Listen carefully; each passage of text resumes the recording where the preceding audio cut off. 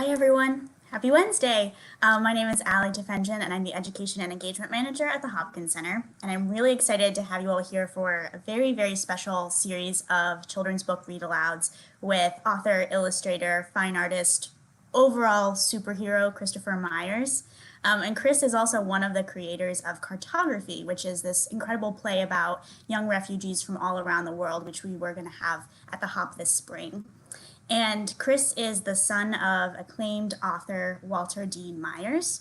And so Chris began his children's book career when he was doing research to help his father with his books. And in 1998, the two of them collaborated on their first book together, Harlem, which was named a Caldecott Honor Book, as well as a Coretta Scott King Honor Book. And Chris also has written, I think, at least over 20 children's books. He can correct me when he comes on, but he's written books like Black Cat and Horse, which were also both Coretta Scott King Illustrator Honor books. So we're really, really thrilled, and I'm very privileged to get to spend the next few days with him. So in a second, he's going to read his book, My Pen, and we're going to get to see the beautiful text and the illustrations that go along with this book. So if you haven't expanded your screen to full screen yet, I recommend you do that so you can see the books as best you can. And then after he reads, we're going to get a chance to hear a little bit more about him and the book through some questions. And I had the privilege of working with some 3rd and 4th graders over at Mid-Vermont Christian School in Miss Blessing's class. Hi, if y'all are watching. And who helped me come up with some awesome questions. So I'll use those as a starting point to ask Chris some questions. And also, if folks are watching, you can use the live chat to type in any questions that you have. So as he's reading, if you have questions about the book or questions for him about what it's like to be an author and an illustrator, feel free to put those in the chat, and we'll get to as many of those as we can.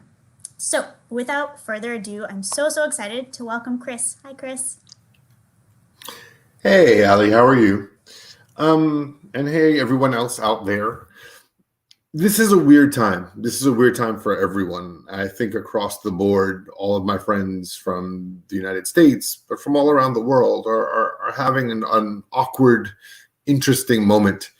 And in those kind of weird times, in those moments in which we feel sort of powerless, sort of itching to leave the house or run down the block or do whatever you want to do or to resume the life that you used to have.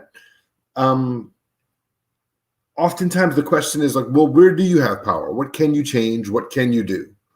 For me, all of the question of where I have power resides in this. This is my pen. And my pen does everything for me. I write, I draw, I paint, I design. And even when you're a kid and you start to realize that these pens, they do everything for everyone. For example, point at something in your room that didn't start with a pen. The walls were designed by an architect who probably at some point used a pen or some kind of virtual pen. The clothing that you wear was designed by someone who had a pen. Pens are really powerful.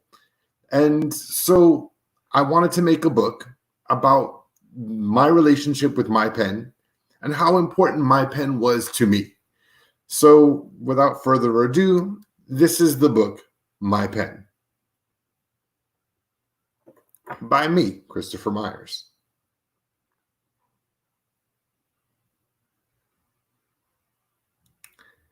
There are rich people who own jewels and houses and pieces of the sky. There are famous people, musicians, athletes, politicians whose words and actions spread across televisions and newspapers to every ear and eye across the world. Sometimes I feel small when I see those rich and famous people, but then I remember I have my pen. My pen makes giants of old men who have seen better days. Then my pen can put those same giants in the warm, sweet hands of the smallest girl. My pen tap dances on the sky and draws clouds with its feet.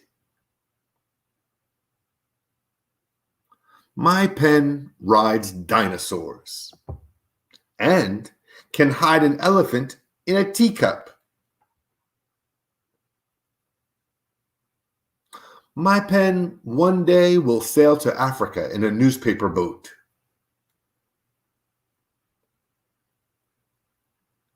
It has X-ray vision. My pen is not 3D, but it wishes that it was.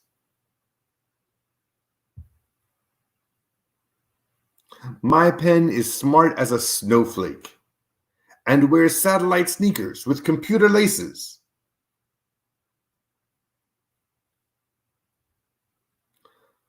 My pen worries about all the wars in the world.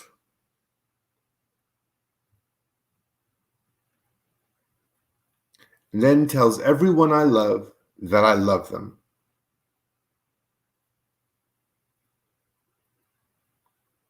My pen draws me a new face every morning. My pen, it's simple like a raindrop.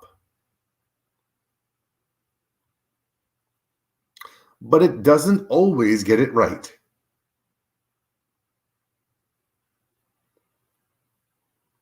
Sometimes I can't even find my pen. I think it's hiding from me.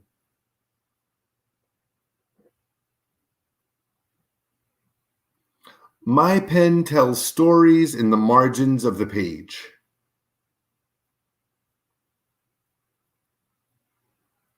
My pen can do anything, anywhere. There are a million pens in the world, and each one of them has a million worlds inside it. So if you have a pen, see what you can do. Let those worlds inside your pen out. Thanks, y'all. It's a little poem to something I love, this pen right here, which has been keeping me sane in all of this time. Yeah, thank you so much, Chris. Yeah, like the beauty and the simplicity, but also like the profoundness of that book never ceases to amaze me. Thank you, Ella. And so now I'm really excited to be able to like chat with you and ask you some questions. I always feel excited when I get to ask young people some questions instead of my own, because I don't know about you, but right now I'm like, I think just kids are smarter. I just think that they're smarter. Truth. Of just, being able to ask really open and honest questions, which we need right now. So the first question that I have for you, and also folks, remember that you can use that live chat if you want to add some more questions, and we'll get to as many of those as we can too. But you started to speak to this a little bit at the beginning, Chris, but we have some questions. These two are kind of similar, so I'm going to ask them together, from Annabelle and David, about what made you want to write this book, and is it an autobiography? Interesting. I go and I talk to a lot of kids in the world. I talk to kids in schools. I talk to kids overseas in like programs. And then I've also spoken to a lot of young people who were in prison, who were like, kids like 11, 12, who were in jails in the United States. And one of the things that each of those kids and all the different kinds of kids I talk to that keeps coming up is they keep asking me what kind of power I have, because you're invited to their school to like give a talk. They're like, who are you? I mean, you look like, once a kid said to me, you look like a random guy who stands on my corner. And I'm like, I kind of am a random guy who stands on your corner. You're not wrong. You're not wrong. I've been on his corner. Yeah. But the idea is that oftentimes, especially for all young people, the question of like, what is power? It comes up. Is power money? Is power that everyone listens to you? Is power like your physical strength? The question of what is power comes up a lot of times for a lot of different kids, especially for kids, let's say, who are in prison, who are about as powerless as you can get. They can't even like choose what shoes they're wearing, right? So that question of what is power comes up. And I kept saying to them, I'm not super wealthy. I don't wear a watch. That's like a fancy watch. It's not like everything I have is so fancy, but I do think that all of my power, any power that I have, really resides in this pen of mine. I'm trying to get on. So yeah, this pen.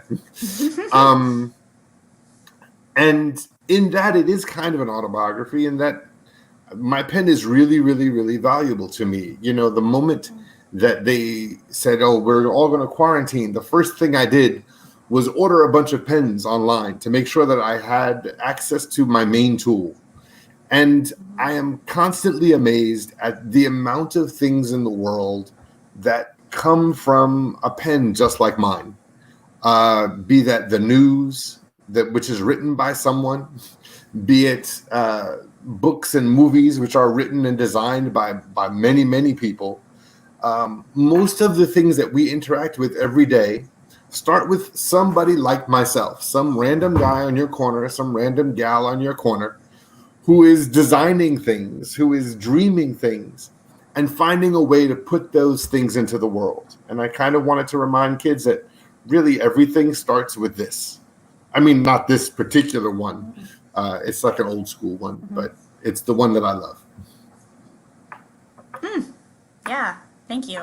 I'm actually going to jump to a question that I had thought of, and then I'll jump back to some of the young folks' questions because it's sort of connected. I'm wondering for you, Chris, if there was a moment when that you can remember that you kind of had this realization for yourself that like, oh, my pen is the tool. Like, because I imagine maybe, as a young person, you were finding out you had this love and this amazing skill. And then when did you kind of have the realization, like, I can do more with this, or this is what I want to do with this skill? I was really lucky in that my father was a writer. So I saw that books came from random raggedy guys like my dad. I mean, there's always a way that even if, other people in the world think that your dad is cool, that your dad's not cool. And so there was this moment that I realized, all books are made by people like my family, people like me. And that always felt accessible to me. But I'll tell you a few moments in life that were interesting was when I got to meet newscasters, when I got to meet people who made the news, and I realized that even the news was made by somebody raggedy like me. They may get dressed up, but they have a team of writers behind them coming up with the right words to say, coming up with the right graphics when they're on the news. So this idea that even the things that are quote unquote reality are brought through pens was really fascinating to me. And that really changed my own perspective as to what the power of those pens were. And I'll tell you another thing that changed my perspective was the realization that the work that I was doing was having an effect in the world. When I first started making books for young people, you didn't see a lot of African Americans in books. Period. It was a rare thing to have books that featured African Americans. And that's something that I feel like I had a little bit of a hand, one little drop in the bucket, along with some other great and illustrious, wonderful people, in changing. And you could see that if you made stories, people would come to them, and that the telling of stories was important and changed the way that people thought about the world around them. And that was exciting to me. Yeah. Awesome. I'm going to jump back to a little bit more questions from the young folks about the book itself. So Luke asked a very great question, and Luke is asking, how long did it take you to write and illustrate this book? Writing the book took not long. Illustrating this book took forever. My publishers were mad at me.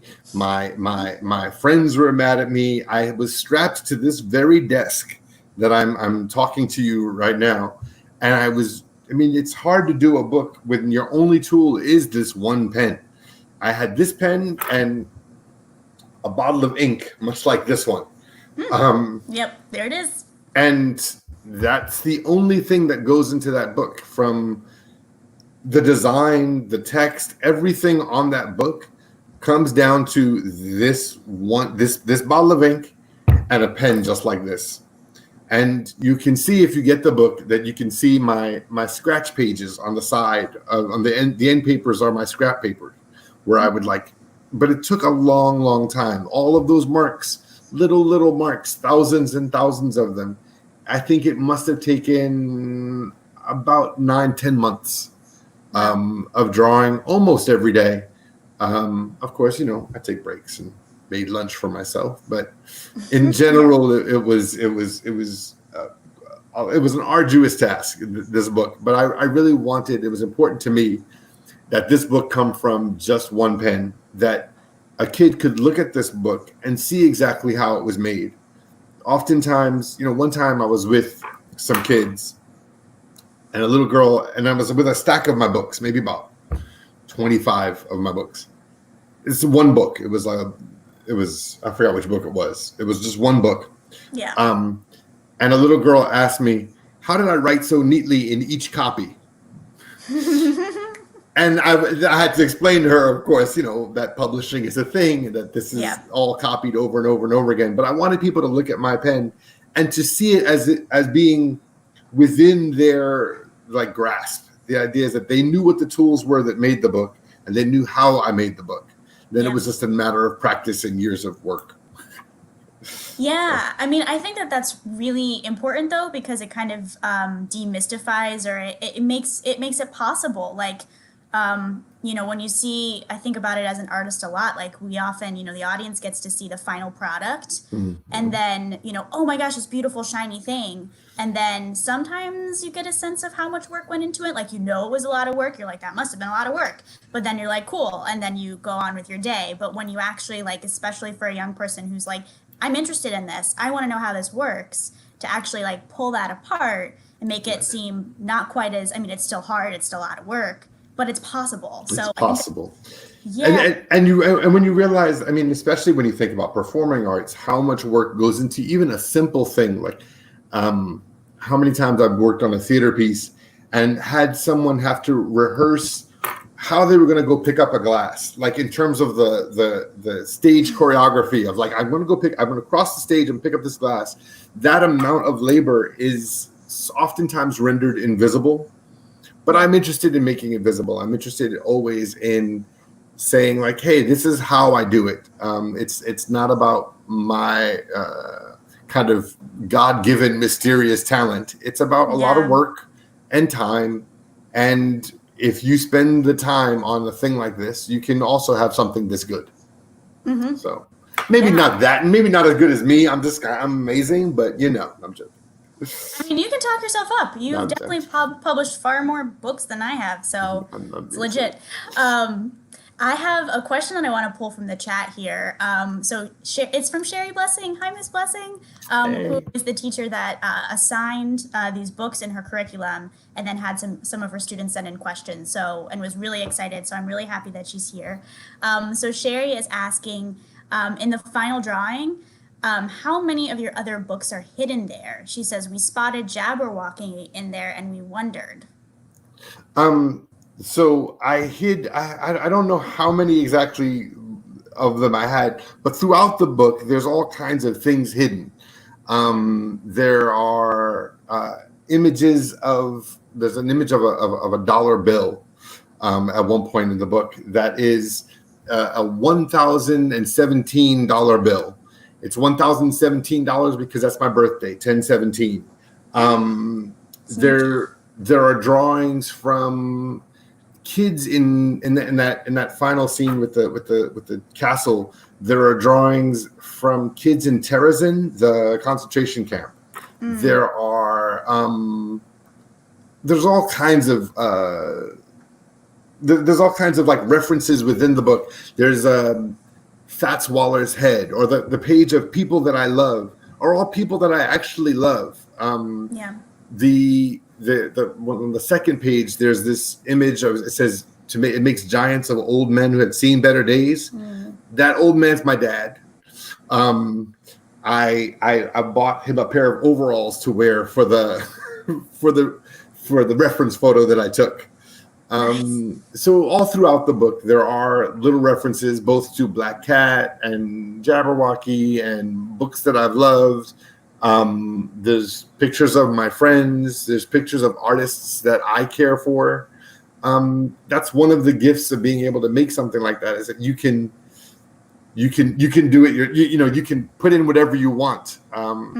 So the collaborator who is the director of Cartography, that'll be up at Dartmouth shortly, figures twice in the book. There's a drawing of her on the page stories of in the margins of the page, and there's also a drawing of her in the newspaper boat that's sailing to Africa. Oh, I had to look at that again. Yeah. So there's all kinds of little shout outs in there. I got a few other questions. Yeah, go for it. David Mitchell, what's up? How you doing? Just want to say that because David Mitchell asked that, so I did. Miles wants to get a pen like this. So this is a dip pen, and you can order them from Blick, which does not too bad mail order. And the nib comes out, and then there's all kinds of nibs. So I can show you. This is another kind of nib. And what's nice and what's nice about them is that they allow you to have a lot of control. So you can figure out how much ink you want on the pen nib. You can have a lot of ink, a little bit of ink.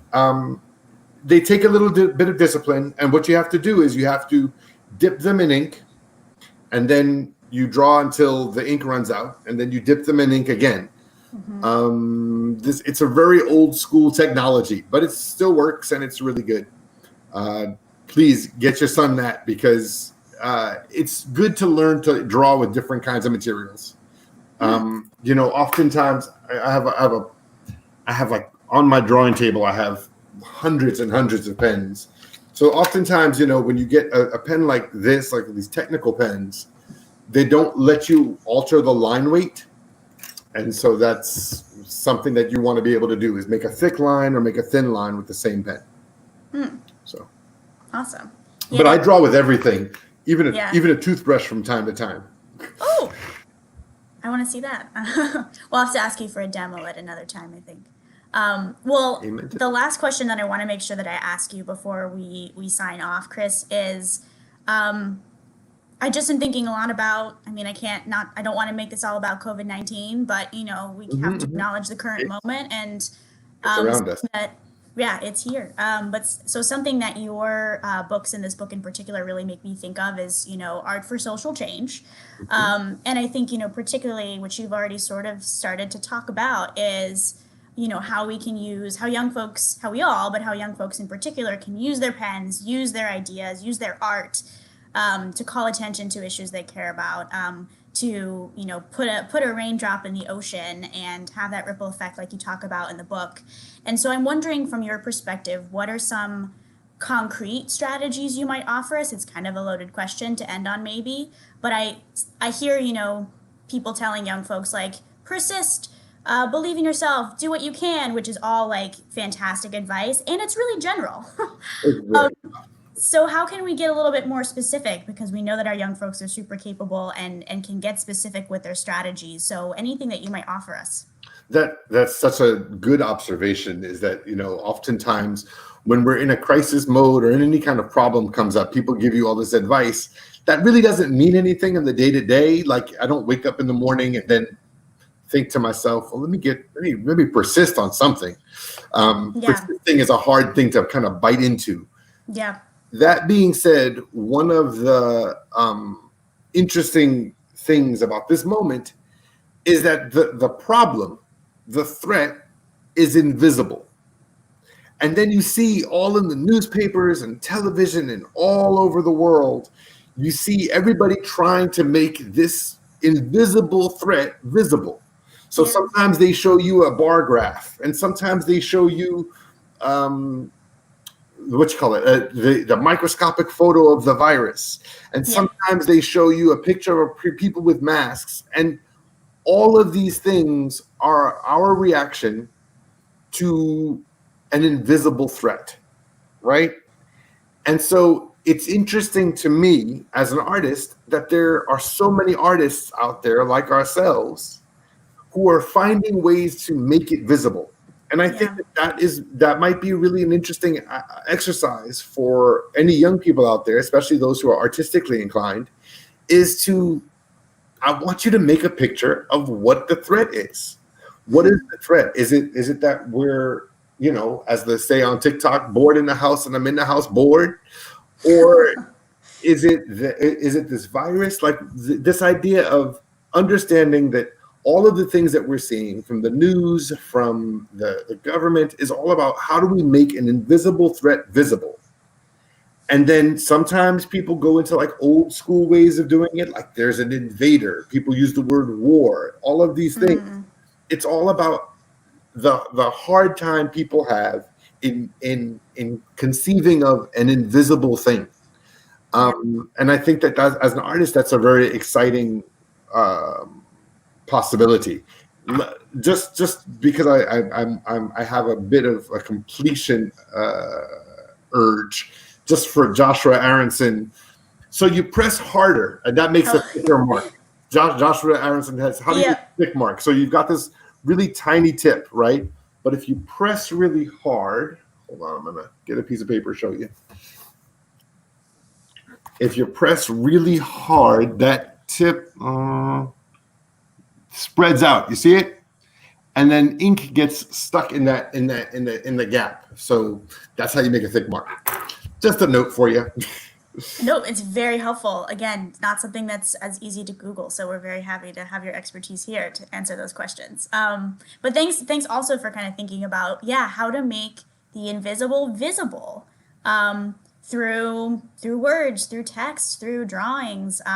So I think that's a really powerful thing to have us think about, and a challenge to maybe put forward to all the young folks out there. If you're interested in trying as another way to make sense of what's happening and to name it for yourself. And I think also to get one's own perspective on it too, because something I think I'm struggling with is just all of the different perspectives out there about what's happening. And so how do you actually name what your own perspective is and own what that perspective is? So thank you for those very, very wise words.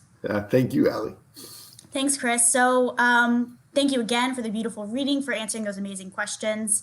And Chris is going to be back with us tomorrow to read Jabberwocky, also at 1 p.m. I'm really excited about this one because people might be familiar with Jabberwocky, Lewis Carroll's poem, but Chris has imagined with different illustrations this poem, and it has a really, really interesting historical background too that he's kind of brought to light with his images. So I'm really excited to have you all there for that. And then on Friday, he'll be reading We Are America, which he worked on with his father. So we hope that you can join us these next couple of days. But we hope you also stay safe, stay well, and we'll see you later.